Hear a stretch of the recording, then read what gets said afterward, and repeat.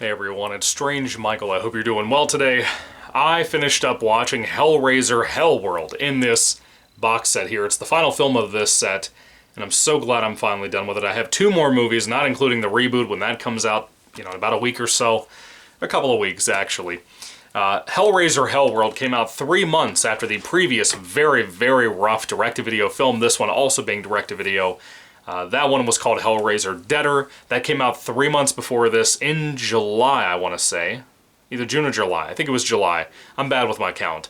But this one came out in September of that exact same year, 2005. And the cover is bad, as you can tell from the thumbnail, the poster that I showed you with the green Matrix looking stuff, the digital look to it. You could probably guess, if you happen to be watching this review, what this movie's about, but if you don't happen to know anything about these movies, you probably don't know about this one. Of course, my reviews are always spoiler-free. I noticed that here lately, a lot of my reviews I've been uploading are almost 20 minutes apiece, and I don't mean to make them that long, just so you know. But when I have a lot to say about something, or like in a series reviews like these, I get a little wordy, just so you know. That's just kind of how I've always done it. If you look at my Goosebumps channel, Michael Goosebumps Fan, I do the exact same thing over there when I have a lot to say about a book or a movie or an episode of Goosebumps. It is what it is. But anyway, Hellraiser Hellworld, what is this movie about? Well, aside from some minor good castings for these roles, one in particular is a great forthcoming, almost a prediction of a man's particular career path that he'll do very, very well in, and I'll get to that in a moment. It'll make more sense when I talk about it in case you don't know who is in this movie, or if you forgot. Starting off with Hellraiser Hellworld, we basically have a group of friends, of young people, 20-somethings, at a funeral for a friend of theirs named Adam, who passed away. And they essentially are mourning him, but they also all had an interest in this one particular game called Hellworld, and it had to do with the Hellraiser lore and stuff. And it's not one of those things like Grave Encounters 2 or the Fear Footage 2, where you have the Hellraiser movies being movies within the world of this series. You kind of have maybe books written about it, maybe, I don't really know, but the video game that they're all obsessed with, they claim on the write-up on IMDb that it's an MMORPG. That's bullshit, because that's not what this game is. It's like a point-and-click game. It ain't no World of Warcraft type thing. Are you kidding me? It's not Star Wars Knights of the Old Republic. It's a point-and-click game. Do you think anybody on the entire planet, aside from a kid back in the 90s playing Cartoon Network video games on their website, would be into this? For a 2005 kid, no. I was about 11 at that time. I'll tell you, no. So, these kids are obsessed with this game. They had a falling out with one of the kids. I believe he's the brother of this particular kid. I'm not really sure. I could be getting that wrong, but this one kid had kind of a breakdown mentally over his friend Adam passing away, and he kind of divided himself from everybody else. He didn't really ever consider himself part of the group of friends. That's understandable. That's kind of relatable to an extent.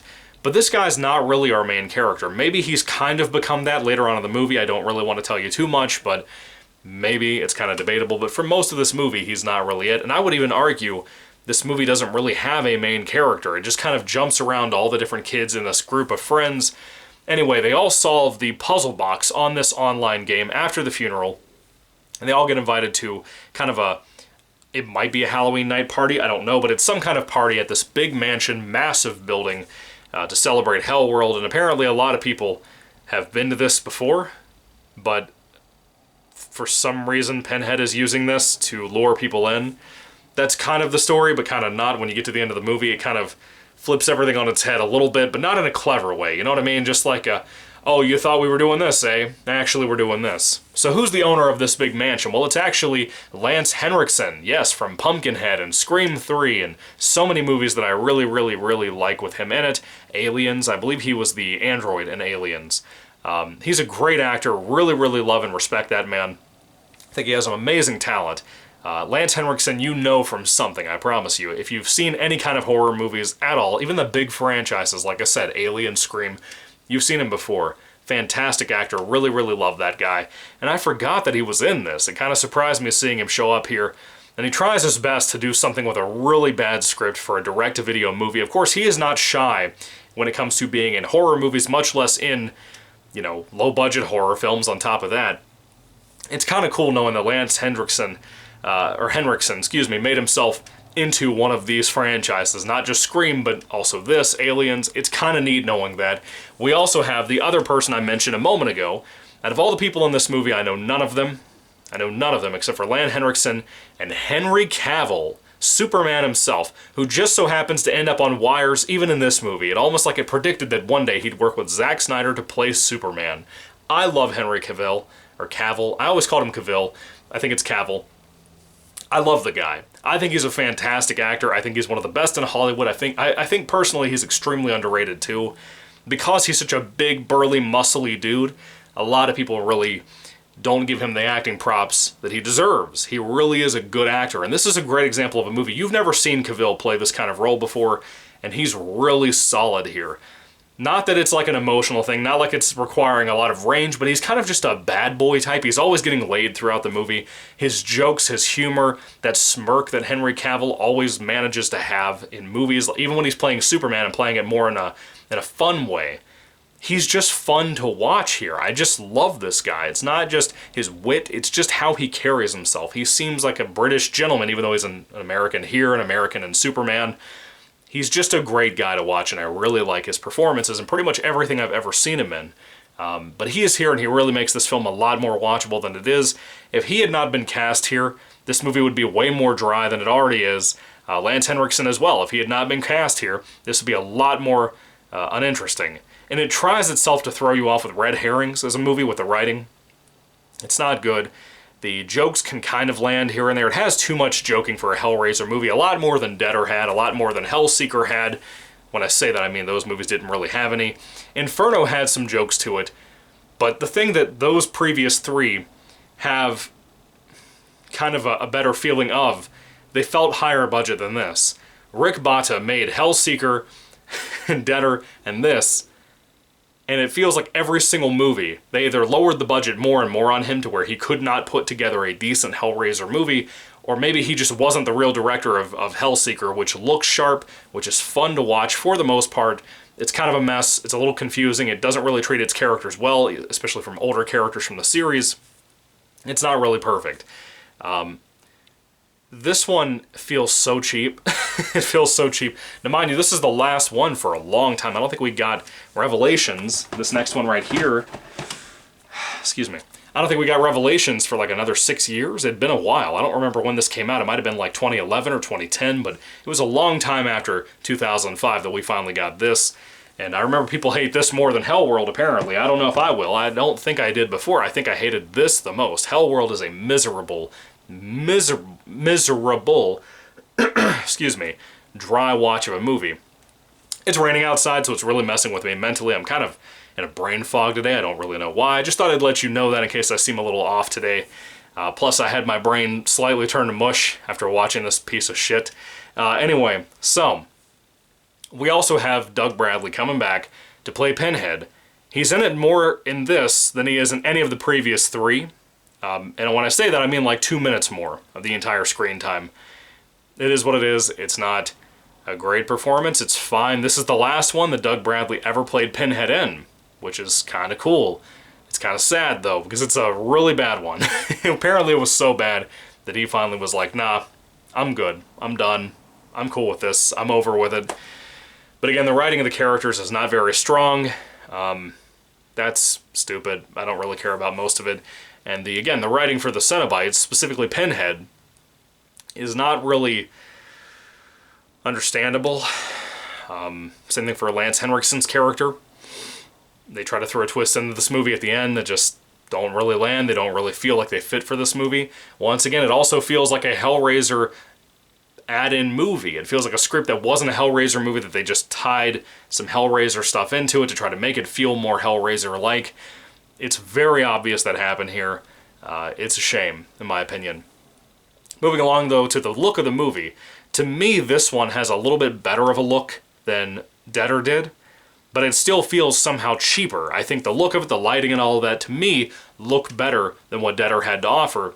But I kind of like the story of Deader a little bit more. As weak as that movie was, there ain't much to save it, but that was one of the things I kind of liked about that. But I do think I like the look of this better than that. It's kind of like saying you like the look of a tarantula over top of, you know, like a roach. I don't know. It's not really a compliment, but it's also kind of a compliment at the same time. There is an attempt to have some practical effects in here. Most of it is just, most of it's just kind of cheap, like, oh my god, there's a hand over here, oh my god, there's a jar with babies that are deformed inside of it. That's as far as we really go for practical effects. There's also a beheading here that's kind of cool. I did like that. Let's see, what else? CGI. There is a lot of CGI in here, especially in the ending of the movie. And mix that with a really bad plot and the twists and all that, it's bad. Taking Hellraiser and putting it into the internet and the digital world and all that was just a bad idea all around. Mixing that with bad CGI was a bad idea. Plain and simple, in my opinion. The music feels even more generic than Deader's music. They kind of have a nice little hint of the original Hellraiser theme towards the end of this movie. That's really all you get. Otherwise, it's really low budget, royalty-free probably type of stuff, and it sucks.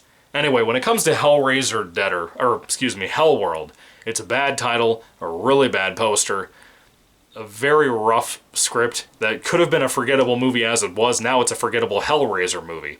It's probably the worst of the franchise. Again, I haven't seen Revelations in like 9 years. I saw it like the day after I saw this for the first time. So I don't remember anything about that movie. Never saw Judgment, and the reboot's coming out. I'm gonna tell you up front, man, I'm struggling to get to Revelations right now because of how rough Deader was and how bad, just outright bad this was. It was a really hard time. Again, the only positives I have about this movie, really true positives, things that I really enjoyed, were Henry Cavill's performance, because he's always trying to make something better than it is, even with a bad script. And then you have Lance Henriksen. That's really it. That's really the only things I like about it in its entirety. This Halloween Resurrection feel to this. It feels so influenced by Resurrection that it's kind of sad that Hellraiser fell down that hole. And I think, didn't Halloween Resurrection come out like 2001, 2002? So like 3 years later, you're still trying to mimic that. And even certain basements of this mansion look like the Saw bathroom from the original Saw movie. And I think we had 1 or 2 Saw movies by the time this came out. So it's a really bad flick. Anyway, it's in this box set, like I said. Hellraiser Hellworld from 2005. What do you think about this movie? Do you hate it? Do you love it? Is it your worst of the entire franchise? If this is anybody's favorite, that would really, truly surprise me. If you happen to like this movie, I would be shocked. You must have very different tastes from myself. Hellworld is such an unwatchable piece of trash. Again, if Lance Henriksen and Henry Cavill weren't in this, it would be a complete mess. It would be horrible. But anyway, if I had to rate this movie on a 5-star basis, those 2 actors are in it so much that they make it better, and that's really it. And Doug Bradley, of course, when he's in here too, the few times he is. I know this is going to seem way too high for what this film deserves, but it's because of those 3 guys that starred in here. I'm going to give it a 2 out of 5 stars. It's not a complete loss because of those performances, but even the writing of those performances is bad, to the point where if they weren't here, some other actor would have ruined this. It would have been way worse. Anything from the kills, all of that, were so bad and so almost like you couldn't really understand how something was going to kill somebody the way they described it in the movie. You know what I mean? One decapitation scene didn't make any sense at all. There's a little bit of a fake out thing. They don't do as much as the previous 2 or 3 movies, but it's still here. It's still unfair to the audience, and it's kind of just plumb out dumb. How no one would see what's happening here outside of the group of friends that are dealing with what they're dealing with. Anyway, what do you think about this flick? I'd love to hear what you guys have to say down in the comments section down below. Let me know. Let's trash it together. Anyway, thank you guys for watching. Again, 2 out of 5 stars. What a bad movie. What a bad movie. I kind of want to watch something else and upload that review before I put up the review of the Hellraiser movies, starting at part 1. I kind of want to watch something else before I jump into this. I might even do that, because Revelations, I'm not prepared for it if it's as bad as this one was. This one leaning more toward like 1 hour and 35 minutes. It was hard to sit through this. But I did it. I did it first thing this morning. Anyway, what are your thoughts, guys? Put them down below. Thank you for watching all. God bless you, and goodbye.